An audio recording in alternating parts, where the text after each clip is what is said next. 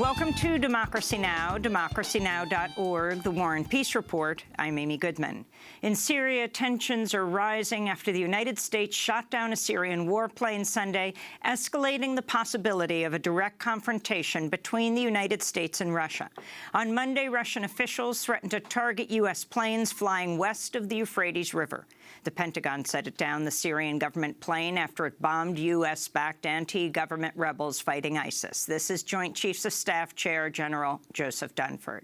An incident occurred. We have to work through the incident. We have a channel to be able to do that, and I think it's going to require some diplomatic and military engagement in the next few hours to restore the deconfliction that we've had in place. And again, the deconfliction that we've had in place is in our mutual interest because it allows us to address what at least pro-regime forces have indicated is our common enemy, ISIS. Meanwhile, the U.S.-backed coalition airstrikes continue in the Syrian city of Raqqa. The journalistic monitoring group Air Wars says coalition bombing last Thursday reportedly killed a father named Ibrahim Ali Mohammed, his two sons, Ayam and Iyad, and his 8-year-old daughter, Amal, when an airstrike destroyed the family's house. Also Thursday, airstrikes reportedly killed two brothers, Mohammed Omar Hamdan and Mohamed Omar Hamdan.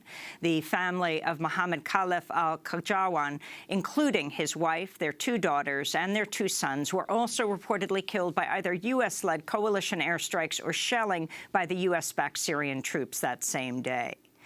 Iraqi journalist Bakhtiar Haddad was killed by an exploding mine while he was working with a France 2 television crew covering the U.S.-led military coalition's assault on the old city of Mosul in Iraq. 2 French reporters and a freelance journalist were also injured in the explosion Monday. The UN warns as many as 150,000 people remain trapped in a desperate situation in Mosul's old city amidst the offensive.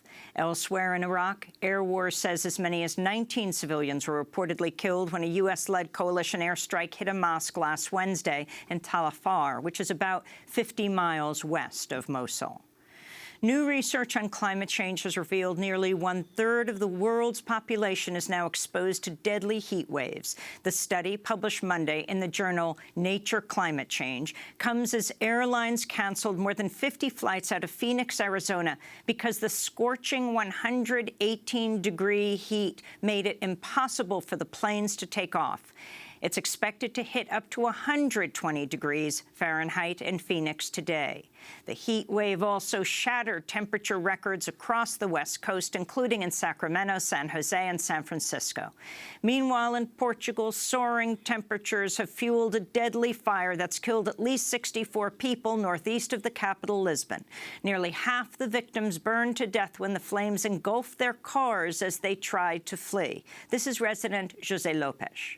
We have fires every year, but this year that fire was not like the ones in the past. It was lightning from a storm. It wasn't an arson. No one set this fire. We never saw one like this. I never saw. So many dead, so many disgraces, and still is burning. In the United States, on Capitol Hill, Senate Democrats launched a flurry of motions, speeches, and procedural maneuvers to bring the Senate floor to a halt Monday night in order to protest the Republicans' plan to push through a new health care bill without any public debate. The Republican bill would strip 23 million people of their health insurance while giving billions of dollars in tax breaks to wealthy Americans. Republican senators have been drafting the final version of the bill in secret closed-door meetings. They're pushing for a vote on the bill before July 4th recess. This is California Democratic Senator Kamala Harris. Now, I remember when our colleagues across the aisle said the Affordable Care Act was being rammed down the American people's throats in the middle of the night. Well, the ACA went, in fact, through 106 public hearings. It incorporated more than 170 Republican amendments. The whole process took an entire year. But this health care plan involves no hearings, no bill text, and no transparency at all. The U.S. Supreme Court has announced it'll consider whether partisan gerrymandering is unconstitutional in a case that could reshape U.S. politics. The case will consider whether the legislative map drawn by the Republican-controlled Wisconsin State Assembly unconstitutionally favored Republican candidates. The Supreme Court has previously ruled racial gerrymandering is unconstitutional, but it's never before ruled against partisan gerrymandering, which is when lawmakers redraw districts in efforts to skew the power of either Democratic or Republican voters to benefit their own party. Meanwhile, the U.S. Supreme Court also ruled Monday against a federal law that rejects trademark protections for disparaging names. The case that's expected to benefit the Washington football team, whose name, the Redskins, is a racist slur against Native Americans. The ruling was based on a case of an Asian-American rock group called The Slants. The group tried to register their band name in 2011, but it was rejected because officials said the name was disparaging to people of Asian descent. Rock band member Simon Tam has said his case was hijacked by the courts. Washington football team owner Daniel Snyder celebrated the Supreme Court ruling Monday. He's faced years of resistance by Native American activists demanding he change the team's name.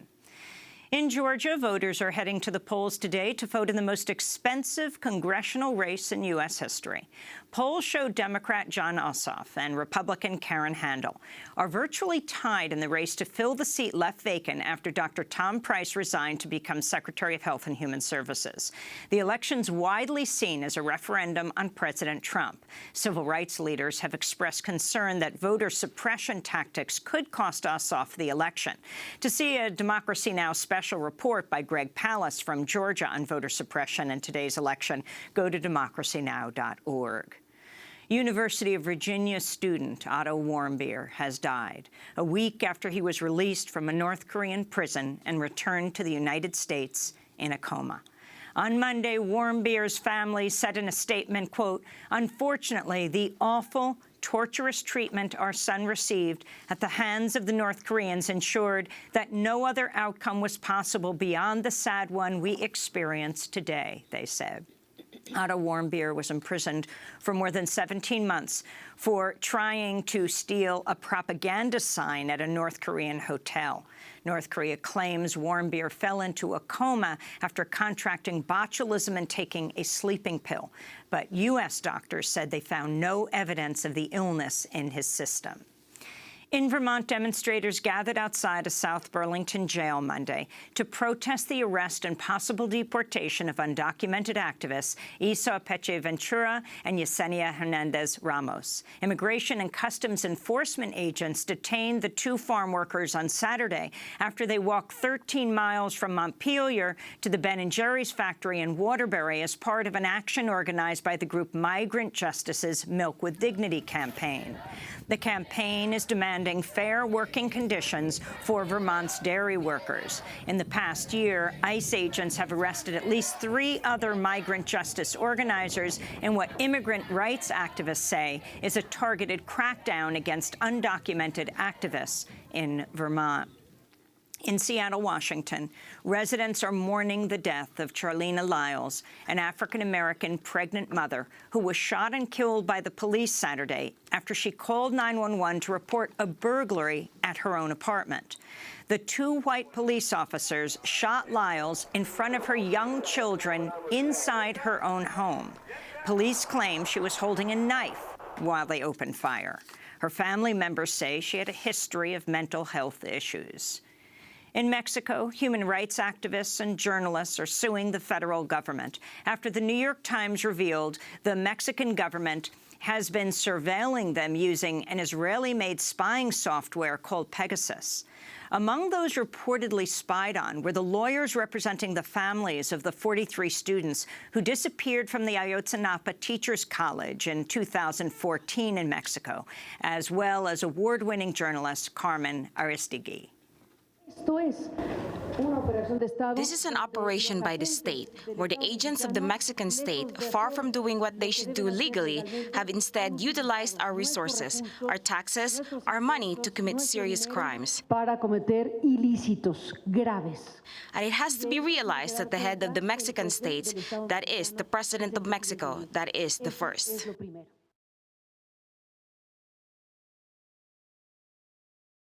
that he's reversing the normalization of relations between the U.S. and Cuba and reimposing travel and trade restrictions. Cuban Foreign Minister Bruno Rodriguez called Trump's speech a grotesque spectacle and promised that Cuba would never extradite Americans who've received political asylum in Cuba, such as Assata Shakur. Con relación al tema de los llamados fugitivos, regarding the so-called fugitives from the U.S. and Cuba, I can reaffirm that in the use of the national laws, the international law, and Latin American tradition, Cuba has granted political asylum to fighters for civil rights from the U.S. Of course, these persons will not be returned to the U.S. There is no legal, political, or moral basis to claim to these persons. In India, police arrested more than 70 people at a protest Sunday against a liquefied natural gas import terminal in the southern state of Kerala. Activists say multiple demonstrators were also injured when the police charged them and beat them with police batons. Residents have been protesting the gas facility for months. Sunday's protest was led by women, and a majority of those arrested were female activists. In financial news, Amazon is planning to buy Whole Foods for $13.7 billion in a deal that would further consolidate Amazon's vast empire.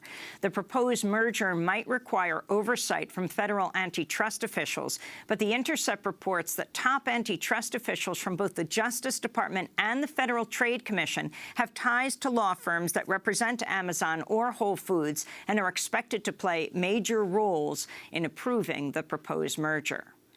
And NBC News has published an explosive Watergate-era document showing how then-President Richard Nixon planned a physical assault on peace activists in 1972, including famed Vietnam War whistleblower Daniel Ellsberg, who leaked the Pentagon Papers in 1971.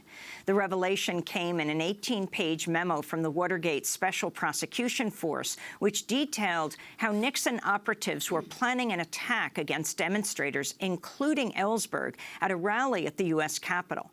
In response to the memo's release, Daniel Ellsberg told NBC, quote, "They used to say nobody got hurt in Watergate. That was not because they didn't try," he said. And those are some of the headlines. This is Democracy Now!, democracynow.org, The War and Peace Report. I'm Amy Goodman. And I'm Nermeen Sheikh. Welcome to our listeners and viewers around the country and around the world.